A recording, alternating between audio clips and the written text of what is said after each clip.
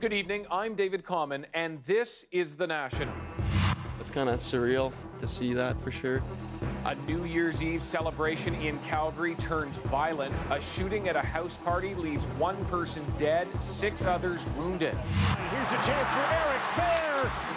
He scores. It's gorgeous weather, great plays, and some good old hockey hoopla. The NHL's Winter Classic lives up to its name. More stories from behind the stories. By the end of that Monday, we had filed 6 different versions of a script. From the fall of a radio star to the crisis in Ukraine. Backstory 2014. Plus, drones, phones, and this pair, technology breakthroughs of the year.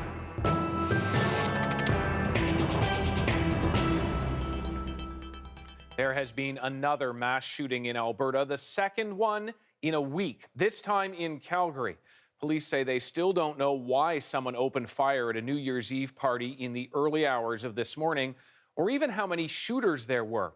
One person died, 6 others were wounded, and by the time police arrived, the suspect or suspects had fled. Erin Collins has more.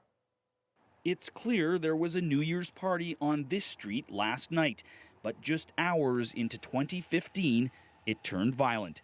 Just after 5 a.m., calls began to pour into 911 with reports of gunfire here.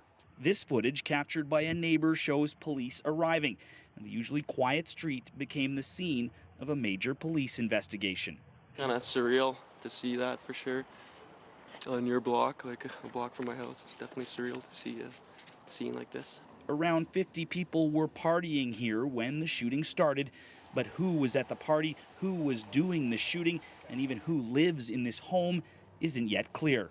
I think where the shooting happened, they weren't long-time residents. They were, I've seen a few guys coming in and out of that house for the last 2 or 3 months, but I don't think it was, they're not like long-term people, you know what I mean? Police have already interviewed more than a dozen witnesses from the party.